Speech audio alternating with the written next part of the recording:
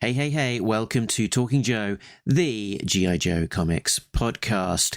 This Christmas week, I am unveiling to you, the podcast listeners, some episodes that were previously only available as Patreon exclusives. This will be available as audio only and also on the YouTube channels. We kick off with the first episode, which looks at the strange publishing order of the issue 30s from the 1980s Marvel's run of G.I. Joe. This episode, I did have a few issues with my microphone, so the audio isn't quite as good as it normally is, so apologies for that, but hopefully still listenable. Tune in every day this week for more episodes as I unveil more secrets. Now, let's get into the show. Live from the Talking Joe studios, it's Talking Joe.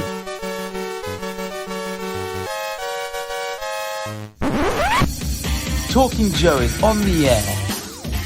Hey, hey, hey, it's me, Mark, and welcome to Talking Joe with a different kind of show. Today I am bringing you a show we're calling The Secrets from the G.I. Joe Comics Archives, a new series. This is something that our Patreon subscribers have had access to for a little while, but I'm now sharing with a wider audience.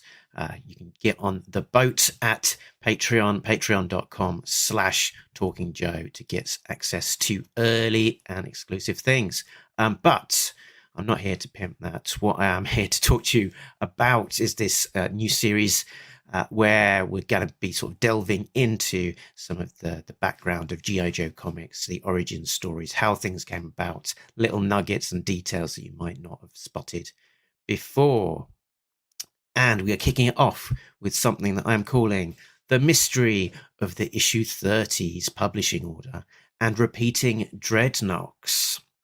So the idea for this episode and this mystery is all about this curious thing that happens in the order that the G.I. Joe story is told in the issue 30s of the original Marvel run from 1985. Now, the comics still work really well as they read, so the exact order and any shenanigans around that don't seem too jarring, but there are just a relatively few minor things that stand out as being a little bit odd in the order that these comics were published. So firstly, the baroness testing out the Rattler after her part in the attempted assassination of Cobra Commander, where it doesn't refer to those events at all. The weird reuse of Dreadnoks destroying Skystrikers 3 times, coinciding with appearing on the covers to issue 30, 32 and 35. The multi-art teams suggesting that there might have been deadline trouble, and the very long delay in addressing the assassination plot point from issue 33. So I'll try and piece this together with clues from the original art, solicits information from Marvel Age, and other information. So we start in issue 30. Buzzer, Ripper, and Torch detail a Skystriker at Maguire Air Force Base. A commercial exists for 30, which prominently uses the footage of the Dreadnoks. Someone is coming! It's your turn! Dreadnoks, Cobra needs you. You must attack G.I. Joe before dawn. Cobra! They can destroy and leave no traces. Dreadnoks! Evil is written all over their faces. Dreadnoks! Horrifying new foe of G.I. Joe. Searchlights! G.I. The American hero, fighting evil Cobra. The legend of G.I. Joe continues at Marvel Comics. So the way that these commercials are produced is that on the surface they advertise a particular comic, but it's really just subterfuge to try and advertise the toys. So there's some contention as to whether this commercial for issue 30 was ever actually broadcast. It seems that there's only really evidence that issue 35 was actually broadcast, and this edition might just only exist from 3D Joe's uploading to the internet. from an internal Sunbow compilation tape. So it could be that this commercial was originally created for issue 30, but actually used for issue 35. So the solicit information for 30 pretty much describes the issue as we know it. The Dreadnoks going on a rampage, their target, an airbase. The next issue is All Fall Down, Snake Eyes in the High Sierras, and the solicit information is consistent with the story as published. The following issue, in issue 32, it's a story which largely continues from issue 31, a story about Joes and Cobras in the High Sierras, but there is this strange bolt-on sequence with the Dreadnoks and Zartan, which flashes back to the events of issue 30, and it uses an exact duplicate of a sequence, including it's exactly the same art as a stack copy with different captions. And I think this reuse of an entire page for a flashback isn't something that's happened before or happened since, so it's very unusual. The Dreadnok cover to this issue as well doesn't seem to be merited because they only have this small appearance in the issue, which again is just a flashback to the events of issue 30. So it's likely that this sequence was added so that the Dreadnoks could be on the cover, so they could again reuse that same commercial that was originally created for issue 30. Possibly delays meant that the commercial was never actually aired for 30 or 32 and was pushed all the way back to issue 35. The fact that this Skystriker sequence is shown so prominently in the comics with the Dreadnoks on the front cover for 30, 32 and 35 makes me think that it can only possibly be related to the covers. The original artboard for the cover to issue 32 has issue 31 Jan 85 crossed out, so it appears that the timing was changed on how this would be used. Most likely it was expected to be used to tie into the commercial. Maybe it was originally going to be 30, then 31, and then pushed back to 32. When they're creating the animation for the comic commercials, they need a long lead time for that. Larry Hamill would typically start with producing a cover and then work back to create the story inspired by the cover, so that the cover would normally be the first thing produced for those issues. The fact that this artboard has got for the original 31, actually used for 32, has got 7/31 on the top right. Possibly this was the date that it was made, so 31st of July 1984. And that would mean that the cover was produced well ahead of the contents for the book that it was intended to be used for. Again, suggesting that it was produced well in advance to link to being used for a commercial. The solicit for 32 reads much as the issue that we know. Issue 33, Celebration, included the assassination attempt on Cobra Commander. So quite a big story with a big cliffhanger. The issue 34, as originally advertised, describes twin brothers, but it was actually published as issue 37, so it's been pushed back by 3 issues. The reason that it didn't originally run as issue 34 is unclear.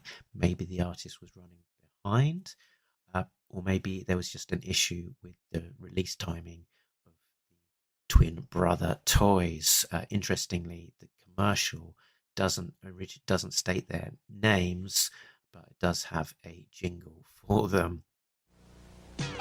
What? My brother's in trouble! How do you know? I knew! Until now, Joe's had it easy.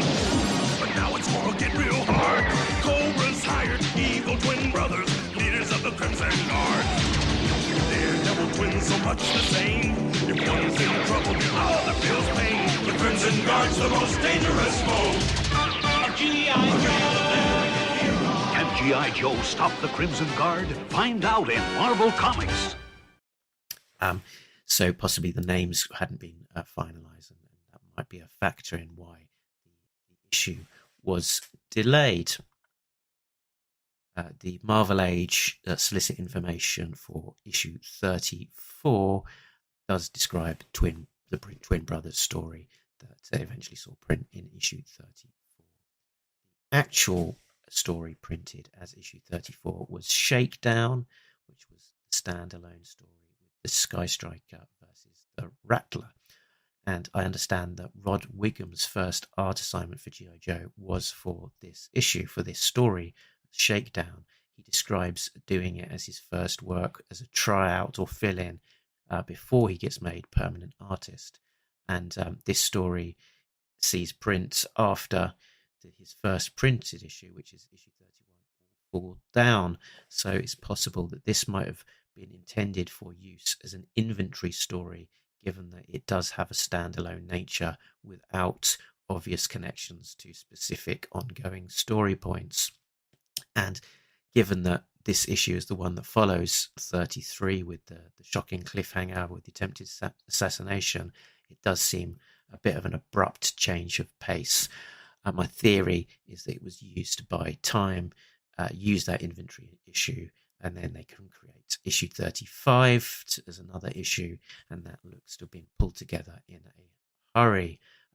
In the original artboards to issue 34, or what was used for issue 34, Shakedown, the original intended issue number is actually crossed out with 34 written instead. I can't tell from the images online what that original number is, but I would be curious to know. Much later, in G.I. Joe issue 280, which is an untold tale set immediately after the events of Showdown in issue 34, there is an inconsistency, as Blood says to the Baroness, until we meet again at the rally in Springfield then. The rally happens in issue 32, so this potentially points to Showdown really meaning to be set before the events of issue 32. And Hammer might have remembered this order when the scripts were written and applied that to this later untold tale story. Marvel Age has Shakedown as issue 35, which is one issue later and originally intended to be the issue after Twin Brothers, so it was pulled forward by an issue. Probably there was this need, the following the pushback for the Twin Brothers story by 3 issues, they suddenly needed material, so they pulled forward this inventory story of Shakedown, and then that gave them a little bit of space to create a brand new story for issue 35, which features the Dreadnoks. And here's the cover. The issue 35 Dreadnoks on the Loose is credited to multiple artists across one main story and 3 subplots. Multiple art teams normally mean that the issue had to be created in a hurry. So the stories are the Dreadnok story by Rod Wigham and Andy Muschinsky, the Rock and Roll Road Trip plot by MD Bright and Mike Esposito, and then there are some sequences with Zartan by Larry Hama and Bob Camp. There's one notable page of Zartan eavesdropping on the Cobra Tribunal following the assassination attempt on Cobra Commander, and that's the only real nod to the ongoing continuity in what is otherwise a relatively self-contained Dreadnok issue. And there's actually an editor's note that says, see last issue, but the last issue as published was issue 33, Showdown, and the attempted issue, Assassination, was in issue 32. So clearly pointing to the publication order being juggled about since the editor note was prepared. So it looks like this page was at some point intended to be in issue 34, again, pointing to perhaps this issue being prepared as 34, but then getting pushed back by a month. The Dreadnok sequence where they attack an airfield in this scene is again an almost exact duplicate of issue 30. But why there's this commercial, which is the one that actually aired for this issue. So because of the commercial needing to reference the Dreadnoks, there's going to be a Dreadnought cover, and there's going to need to be a sequence echoing the sequence in the commercial animated sequence, which is Dreadnoks attacking an airbase. So while on the surface this advertised the comic, Hasbro are really advertising the new toys. Under advertising rules, they could only show exciting animation to advertise the comic, whereas for the toy they had to show less exciting toys being played with. So the reuse of the footage meant that they had to, was tying into the comic, but really it was advertising the Dreadnok toys, which were due to come out. And the reuse of this same sequence in the book meant that Hasbro could advertise the book using the same expensive animated footage that has already been created originally for issue 30, but probably not actually aired and used. So the next issue, issue 36, is again a self-contained issue with multiple artists across 3 distinct locations and subplots. Snake Eyes and Scarlet are on the Staten Island ferry. Larry Hama and Bob Camp on this one. Cutter and Co. are on the Jane by Rod Wiggum and Andy Muschinsky. And then there's a whale attack on the Cobra Atoll by MD Bright with Mike Esposito. On the original artboard to issue 36, it looks like there is an original number in blue biro underneath the thicker black marker, possibly 35, which would make sense that this was pushed back perhaps by a month.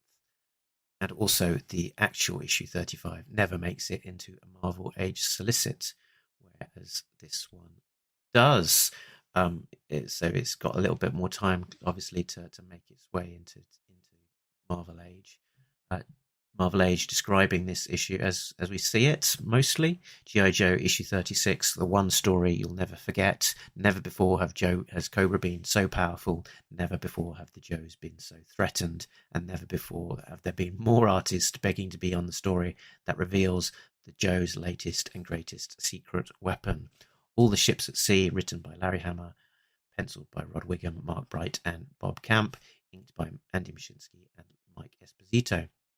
So it's actually quite a vague description if you read it again. The one story you'll never forget, never before Cobra been more powerful, never before the Joes been more threatened. Very, very vague.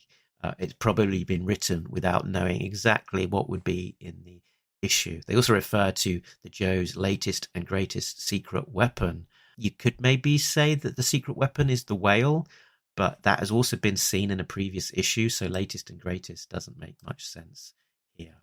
Yeah, I think a case of a solicit information being written first, and then the story actually being come up with later on. In issue 37, we get Twin Brothers, finally. It's a relatively standalone issue focusing on Tomax and Zaymot. The art team, or being Frank Springer, was last seen on issue 33, so quite a long gap. And the Bongo the Bear subplot in this issue is a continuation from that issue as well. So very much, as pointed to from the Marvel Age, this has been delayed. Most likely originally planned to be the issue following the events of 33, published 34. So, solicit information definitely backing that up. The original artboard for the cover supports this. It's got G.I. Joe issue 34, April 1985, crossed out and replaced with issue 37. And again, this issue is tied to a commercial promoting the comic, but really promoting the toys. So it seems likely that the toy release date for the Crimson Twins was delayed, resulting in this comic tie-in issue also being pushed back and necessitating an urgent fill-in to replace it. As we talk about, that fill-in being for issue 34 as published was Showdown. And the comic advertisement footage was also reused in part for the toy commercial. How do you know? Until now, those had it easy. But now it's gonna get real hard. Cobra's hired evil twin brothers. Leaders of the Crimson Guard. Introducing the leaders of the Crimson Guard, the evil twin brothers, Tomax and Saba. And they're getting away in the Cobra Ferret The Joes will stop them. with the G.I. Joe mini-tank. Evil twin brothers sold together. Cobra Ferret, G.I. Joe mini-tank, and Joe figures sold separately from Hasbro. Marvel Age has the same solicit information for this issue. The text that was originally used to advertise issue 34, just a few issues of Marvel Age previously. Listener Ed Mundy also points out to me that Hammer's 36.5, one of those half issues that came with comic packs and published in 2008, explicitly takes place the day before issue 37, but due to Buzzer's brief appearance, it must also take place before issue 35, because he is captured in 35 and doesn't escape until issue 42. So this suggests that issue 35 takes place after issue 37, and that ties up with the original scripting timing and release plan, but possibly also explained by a lack of attention to continuity given the long delay, the long gap between when the issue was published and the 0.5 issue was written many years later. Issue 38, Judgments, has the return of Rod Wiggum on full art duties, and the Tribunal is featured following up on the assassination of Cobra Commander from 33 and that very brief one-pager in 35. Feels like this issue and the plot has been pushed way back to make room for the other issues. And again, the issue number on the artboard makes it look like it may well have been adjusted. Issue 38 seems to be written over the top in black marker over what was there originally. And again, first full issue by Rod Wiggum, despite working on Joe for some time by this point, so could again be a big delay between him working on this issue and actually when it appeared. By issue 38, Marvel Age is back up to date and it even shows a panel from the issue. Nitpickers might notice that it is coloured differently to the actual published issue, and this is again pointing to sort of the old analog world of comics, where things would be posted up very manually and coloured in a very manual way as well. So doubtless the colour plates for this particular page were separate to the ones actually used for the published issue. Issue 39 has a solicit which completely ties into the issue as published, talking about Dr. Adele Burkhardt needing to be rescued. So, talking about the publication issue, and delays and the Dreadnoks particularly, I think the reuse of all of these pages for the Dreadnoks and the associated adverts is likely to be down to moving of timings for the release of the Dreadnought figures. Possibly the footage was originally created for issue 30, then again pushed back later, and then eventually used for issue 35. Or it could have even been originally intended for issue 35, and then the release date was pulled forward, and they wanted to create a sequence to allow that to happen. Who knows? But there are a couple of things pointing to the Dreadnoks being delayed.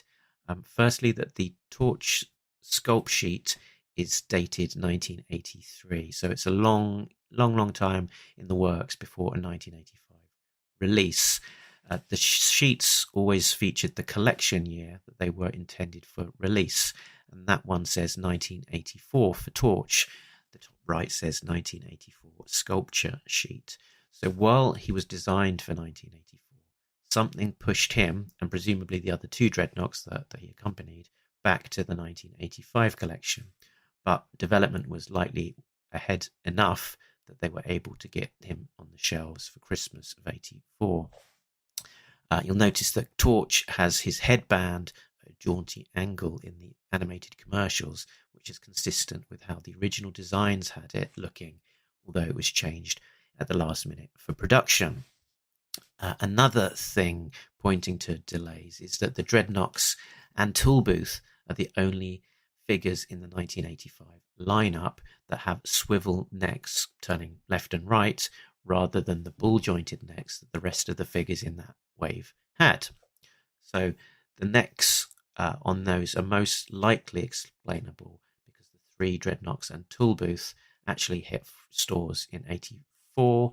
The resin figures in the 1985 Toy Fair catalogue appear to have had their necks altered, and that's likely because they were sculpted on a 1984 buck and then adapted for a neck ball. Since Toolbooth and the Dreadnoks had an earlier shelf date than the rest of the 1985 wave, they didn't get their necks revised. It's probably oversimplistic to think of the toys as being made in a single annual wave. As early as 1982, Hasbro knew that releasing items just ahead of Christmas helped sales. So some kids will have a lot of the year's items by Christmas, and releasing new stuff generated a lot of playground buzz and made retailers happy. Patrick Stewart remembers having a 1983 swivel arm Steeler in 1982, for example. On the back of the 1985 cards, the previous wave from 84 are still included. There's a page here from 1984 Sears Wish Book, for example, which contains the bridge layer, which is normally part of the 1985 wave. Talking about Patrick, not Picard, Stewart, still, he believes that Toolbooth and the Dreadnoks were all pushed ahead from the 1985 collection to be released in late 1984. He can recall his friend bringing Buzzer to school that year and asking for one for his birthday in November 84. Issue 30 is dated December 84, which means it would have hit newsstands in approximately October 84. The cover date is when newsstands would remove the issue from their stands rather than when it came out. So this makes a possibility that the advertisement for the Dreadnoks could have been intended to be brought forward for issue 30 rather than the other way around of pushing it back. Another possibility tying into all of this is that the controversial language on the file cards meant that some of the figures were re-released with revised file cards. Buzzer, for example, had 4 variations of his file card. The reissuing of the same figure multiple times may have contributed to a need for that re-advertising or change to advertising in the commercials and associated comics, so that maybe they were waiting for a corrected version to be out before a big marketing push. So that's in a nutshell is the story of the publishing order for G.I. Joe issue 30 through to 38 and the repeating Dreadnok versus Skystriker scene. Too long, didn't listen, didn't read. In a nutshell, the Dreadnok toy release is likely to have an impact on the commercials and the associated comics that tied into those commercials. They needed to have a repeat of that same sequence, so they had the flex to be able to reuse the same animated footage if needed. And by sort of switching around some of those toy releases for the Dreadnoks and likely Tomax and Zaymot, that meant that they had gaps in their publishing order, which necessitated using inventory stories like the Skystriker issue, or needing to produce another issue very quickly, which sort of indicates why there were these 2 issues that had 3 separate art teams working on them to produce it. So hopefully you found that useful. We'll be digging into more secrets from the G.I. Joe Comics vault before too very long. Give me a shout. Let me know what you thought, if you've got any theories of your own. And if you're new to Talking Joe, check us out. Our website is talkingjoe.co.uk. You can find out all about us there. And this was originally published as a Patreon episode. So a big thank you to all of our Patreon subscribers for that. But that is us done for now. So until next time, remember that nobody beats Talking Joe, an international podcast. Laters.